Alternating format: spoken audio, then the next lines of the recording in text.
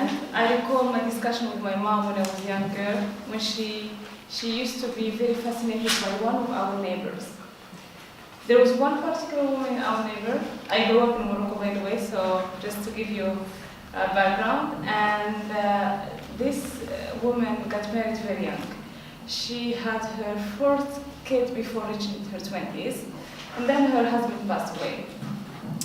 And my mom used to find her as an exceptional woman. She used to say, look at her, she's working hard, she's raising her children, she's like a man. And in the eyes of my mom, this woman was exceptional because she represents everything that man is. So in this event today, what we're trying to do is to really look at the history, what we have felt when it comes to women, and look and prepare for the present and the future, where successful women will be the rule, not the exception. And I was looking around, and it seems to be I'm the odd one out. I think I'm the only man here, and therefore it's a very interesting experience for me. And this actually reflects the background, it reflects the attitude and the mental mindsets I have inherited. But let me start by kind of giving an overall introduction to why you are here and what's Women Quake. But perhaps it would be transparent to tell you how excited and delighted I am to see you all here this afternoon. I'm glad you're here.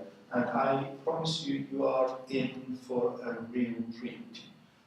We are hoping that after the champagne, later on, you will leave with some ideas, and we are hoping that you will come back and try to share your experiences and what you think we should be doing.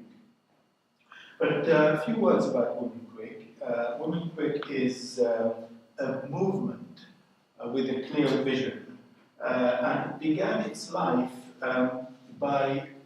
with the idea of creating a place for an honest, passionate, and informed debate. This is the starting point. This is where we want to begin. And this is perhaps our second or the third event of that nature. And why is it? Why have we created it? And why we have thought of doing this? Now, the idea is, the aim is that it creates a mindful and dedicated community that, with the purpose of nudging history towards a better future of a human experience. Hence, the better ideas, a better future. Now, we believe, and it will be interesting to see what you think, we believe by examining and challenging our inherited, mindless, and sometimes faulty thoughts and assumptions and cultural background that shape and inform our individual and collective images concerning gender differences and the role of women in society should be at least looked at critically and very carefully.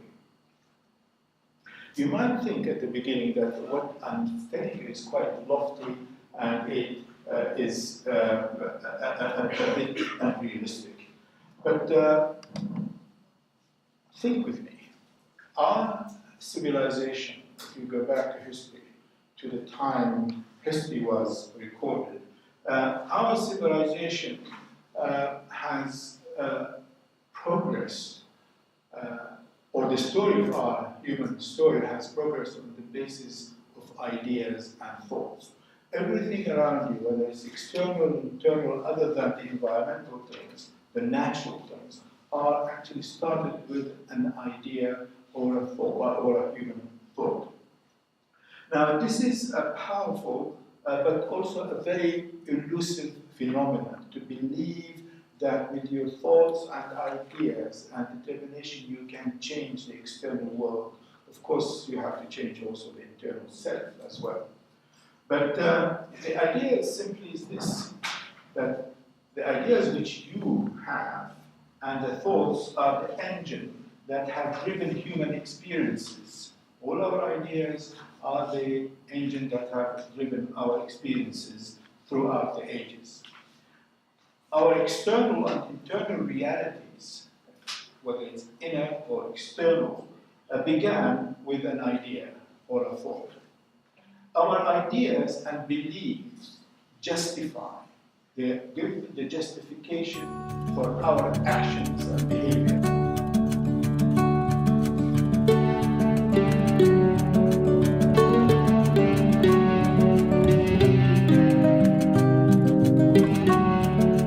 I was always very athletics. I've done every sport you can imagine before doing karting and then motorsport. So I think I was meant to be in the sports world, I would say. Motorsport, why motorsport? I tried, I loved it, I decided that's what I wanted to do. I was kind of a focused kid. When I had an idea in my head, it was not somewhere else.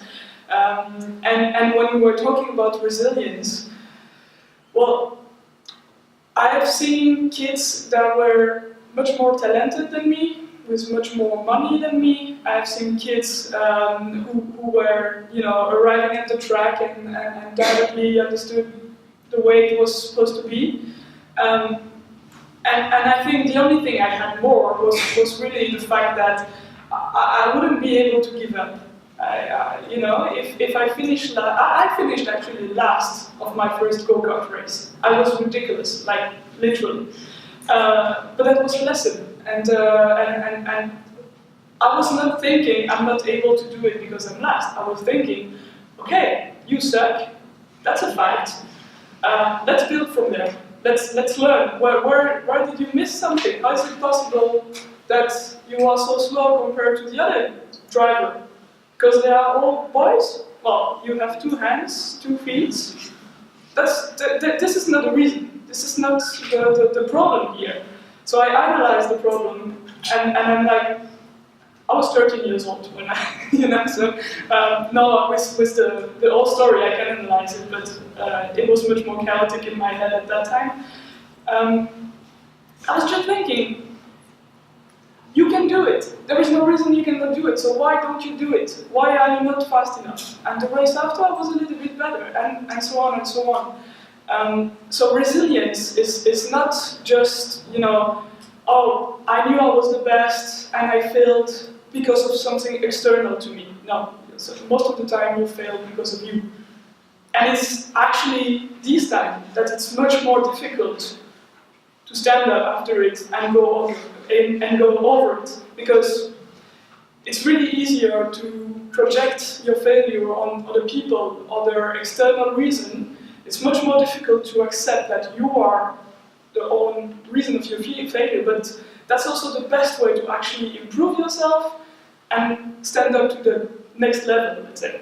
Oh, I'll stop here. I have actually some skills, some approach that are a little bit different and that brings much more than just being good for the image. So for me that was very, very important, and I'm actually very happy and proud that I demonstrate it every day in what I'm doing.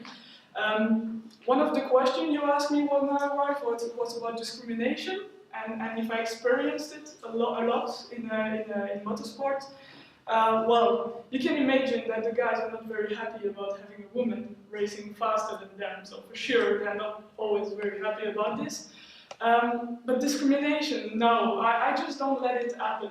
And I think that's the best behavior you can have in terms of discrimination between men and women. I know it's easier to say than do it, but it's actually possible in some cases. And what is very important is that you stand up when you have the opportunity to do it. It's not always the case, but that's life. But sometimes you can stand up, sometimes you can actually show better, and I think it's important. So tonight, ask me any question. For me, there's no taboo. I have no problem to debate, and I know my ideas are a little bit sometimes straight to the point. I have no problem to hear to other ones. And of course, I can talk only from my experience, and the world I'm evolving in is very, very specific. It's a sport. It's a business because there is a lot of money involved. But I know it's not the rule everywhere in the business world, I would say. So I know I don't have answer to everything. Don't misunderstand me. But if I can give a little bit, well, I'm happy to do it, and especially if I can learn from you, I'm even happier. Thank you.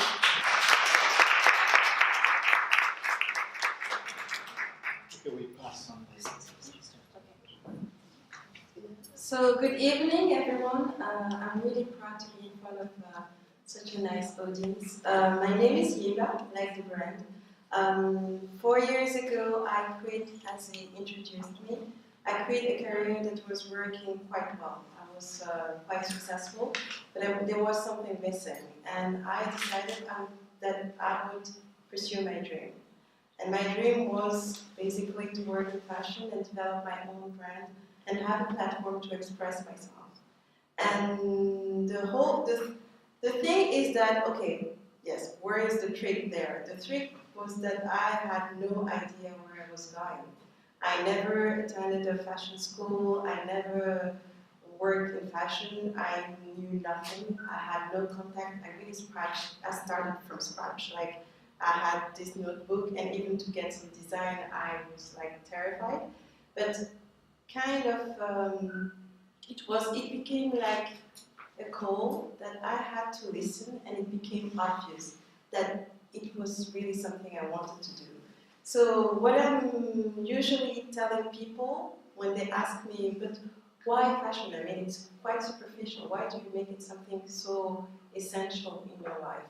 And my answer is usually that I deeply and strongly believe that it has nothing to do only with fashion. It has to do with you finding your purpose. I mean, for me it was fashion because the first time I opened a fashion magazine I was just 5.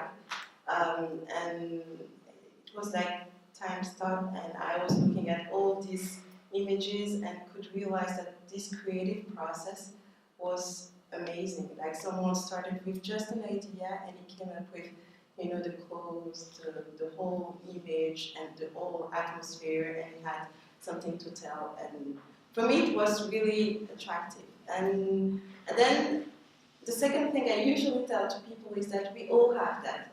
We all have received something, maybe a passion, a talent, or an interest, or anything that really tickles you and comes back to you. And I think it's our job or our duty to pursue that thing and to listen to that thing. So once you have that call and that you feel that there's something you want to do, just listen to it. Because the second thing is that it has to be big. It has to look impossible to shake you. It has to be like, okay, what am I going to do? Because the bigger it is, the more exciting it becomes. Because you have to push the limits in order to actually discover your own potential.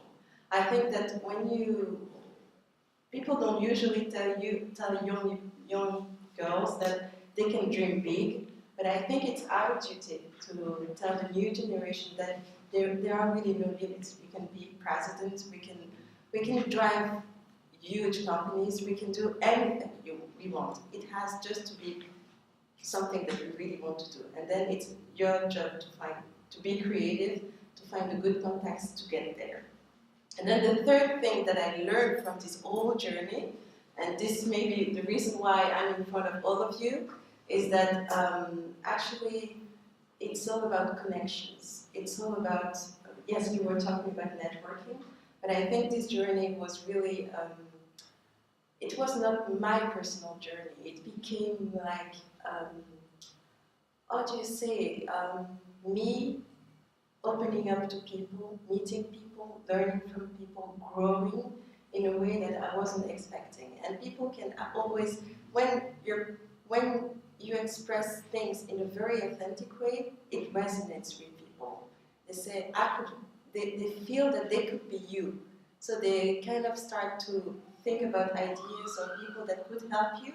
And that's what opened doors to me that I wasn't expecting. Like one or 2 months ago, I was in the Vogue UK, and I was almost crying because for the little girl of 5 who opened that magazine, to see one of her designs in such a huge and recognized magazine, it was just an achievement in such, and I think you have to find a way to share your dreams with people, because when people are afraid to share their ideas and everything, but once you start to share really your objectives and what you want, what is driving you, it creates a kind of energy that drives people, that inspires people, and actually, what is it? It's not about you, it's about what you create, the drive you create from a bigger perspective. So thank you. I'm just a woman. Enfin, j'ai un parcours très atypique. C'est pour ça, enfin, je le raconte rarement, mais Salah m'a dit tu dois raconter ton parcours parce que ça on n'a jamais vu. Donc ce soir je vous raconte mon parcours. Donc au départ je suis infirmière. Alors j'ai voulu faire le métier d'infirmière parce que j'aimais bien aider les autres et je me suis dit ça c'est un métier pour moi. Et donc j'ai fait mes études d'infirmière, c'était très dur parce que on m'a dit plusieurs fois oui mais tu sais Loubna tu fais le graduat mais tu dois peut-être aller voir le brevet. Enfin je ne sais pas pourquoi c'était les études les plus dures de ma vie alors qu'après vous allez voir j'ai fait plein de choses. Donc j'ai été infirmière et puis j'ai travaillé chez Pfizer qui est une firme américaine. J'ai travaillé dans la recherche clinique, donc j'ai été spécialisée de Pfizer États-Unis en recherche clinique. Et ensuite, justement, on travaillait, nous, sur c'était les tests juste après les animaux. Donc, c'était les médicaments qui étaient testés juste après, en phase 1. Donc, le premier test humain qui se fait sur des volontaires, donc des personnes saines. Et au bout de 2 ans, j'étais devenue manager et tout, c'était très bien. Mais je me suis dit, moi, j'ai fait infirmière pour aider les autres et pas forcément pour... j'avais besoin du contact humain et j'avais besoin de pouvoir avoir un impact. Et donc, voilà, j'ai été très vite recrutée par le centre du cancer de Saint-Luc. Et je vous raconte ça parce que ça a changé ma vie. J'ai travaillé donc, longtemps comme coordinatrice de recherche clinique, mais plutôt alors sur des patientes, puisque j'étais spécialisée en gynécologie et tout ce qui était cancer du sein et cancer de l'utérus. Et au bout d'1 an, donc j'ai suivi mes patientes et elles ont commencé à décéder. Il y avait des patientes jeunes, des patientes plus âgées. C'était émotionnellement très fort. Et je me suis interrogée sur le sens de la vie. Qu'est-ce que moi j'aimerais vraiment réaliser dans ma vie finalement? Qu'est-ce qui ferait que ma vie vaudrait la peine d'être vécue? Et on a bénéficié du plan cancer, c'était le plan fédéral, un plan politique qui nous a donné beaucoup de moyens pour la recherche et qui a permis d'engager aussi plusieurs personnes qui ont aidé les familles. Enfin voilà, on a mis plein de choses en place grâce à ce plan cancer. Et moi qui ne votais pas avant, je me suis dit waouh, c'est ça la politique. Parce que ça permettait d'activer des leviers importants et de pouvoir toucher beaucoup de monde en même temps. Et donc c'était plus moi, l'infirmière avec un patient, mais c'était des centaines de milliers de personnes qui étaient touchées par des politiques publiques. Et donc je me suis dit, c'est ça que je veux faire. Je veux être acteur de changement, je veux pouvoir aussi participer à une meilleure société. Et donc, moi qui étais infirmière, forcément, je vois le journal, je me regarde, c'est ma copine, et je me dis, jamais raconté tout ça.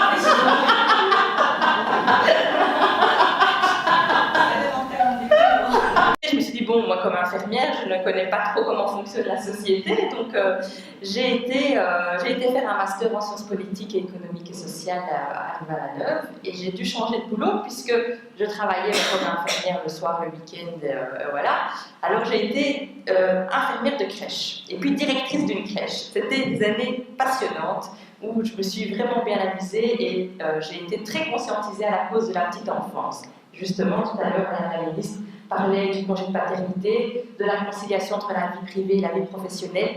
Mais quand vous vivez là-dedans, vous vous rendez compte que c'est une vraie cause à défendre. Et donc voilà, donc j'ai commencé ce master sans penser moi-même faire de la politique à un moment, en me disant, moi la politique publique, ça me va très bien. Et on fait une première année, ça commence, Vénus commence à monter en soi.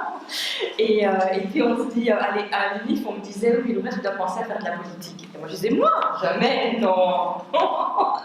Alors très vite, ça m'a rattrapée.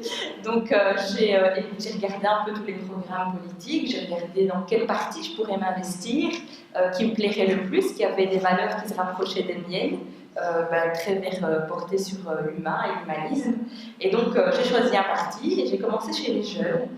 du parti avec des activités avec les jeunes. Et puis après, j'ai très vite été repérée et très vite ça s'est enchaîné puisqu'il y a eu les élections en 2012 que j'ai eu l'honneur de faire à la ville de Bruxelles avec Bianca. C'est un très beau souvenir, ça fait très bizarre de parler de ça ce soir. Mais c'est comme ça que j'ai rencontré Bianca bien à l'époque déjà. Et ensuite, très vite, ça s'est enchaîné puisque j'ai Céline Frimaud qui est devenue ministre de l'économie. Donc j'ai intégré son cabinet, je finissais mes études. Et voilà, et alors après, je suis plus sortie de là.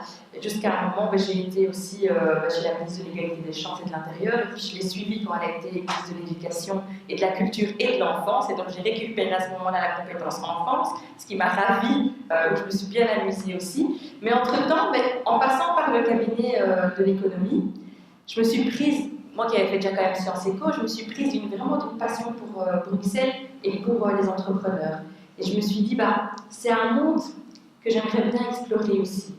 Et quand j'étais au cabinet de l'enfance et de l'éducation, je me suis dit, j'irais bien faire une année, un 3e cycle à Solvay, en business management, pour mieux comprendre le monde des entrepreneurs. Je vois Annie aussi, elle me regarde.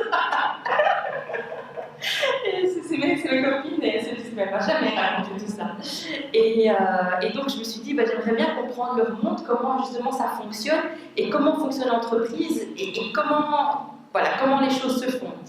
Donc quand j'ai fait ce master en management, franchement, c'est quelque chose qui, je pense, qui m'a beaucoup aidé même dans mon développement personnel, parce que forcément c'est un autre monde, entre le monde politique et le monde de l'économie et de l'entrepreneuriat.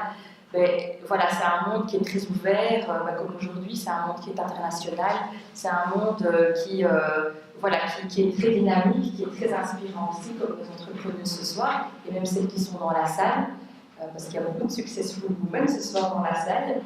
Et donc voilà, et donc après, je me suis dit, avec tout ça, finalement, un jour, je vais pouvoir faire quelque chose, mais j'ai toujours été une militante active des droits des femmes.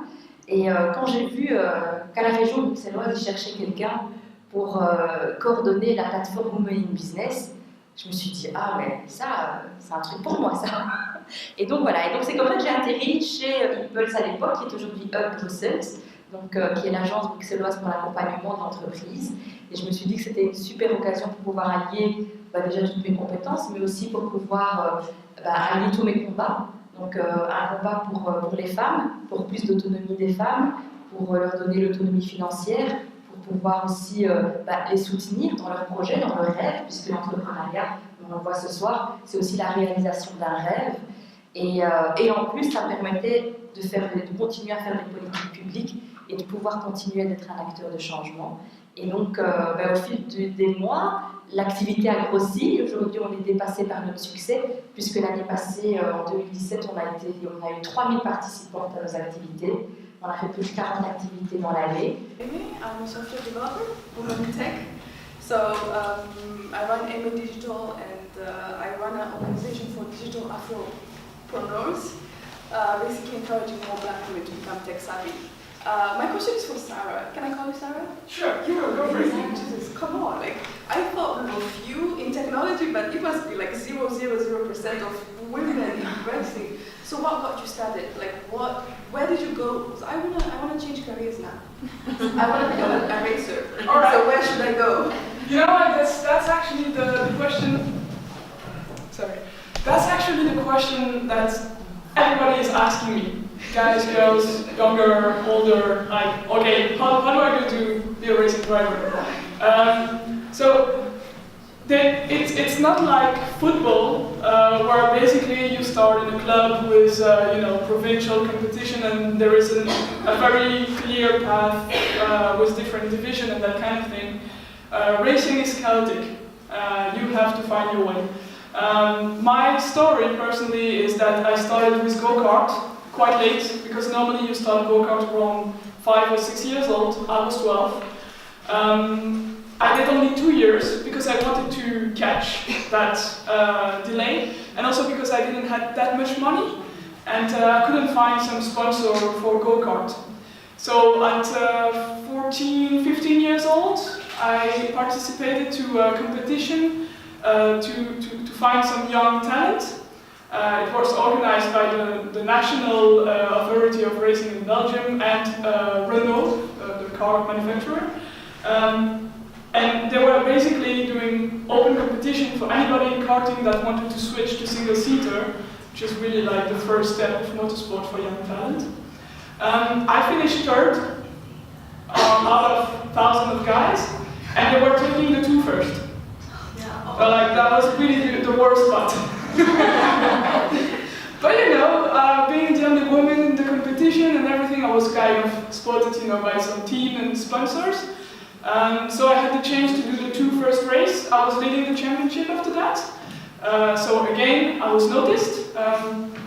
And each time any opportunity I had to be on the racetrack, I was going. Sometimes I was spending the whole day in the rain with no certitude that I was going to drive something. I was just there, waiting. Just in case someone, you know, leave a car over there, maybe I can jump in and show a little bit what I can do. That's my story because I didn't have any family money. A lot of young drivers, they have at least a little bit of help from their parents. In my case, it was not possible, so I really had to, you know, force my destiny, let's say. So I started like that, and a few competitions later, I received a phone call from a Belgian car manufacturer, Gilles Vertigo. Maybe some of you know, it's the only Belgian car brand. And he told me, Sarah, I want you to race Spa 24 Hours with my car.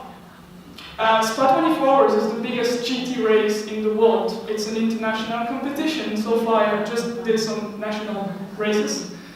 And I said yes. I had absolutely no idea what it was going to be like. I never raced that kind of car. And at 18 years old, I was the youngest driver to ever race in that competition. Not woman, any driver. And that was my launch, you know. That was my launch, and after that, I just had a lot of wins and fails, ups and downs, and I just keep going.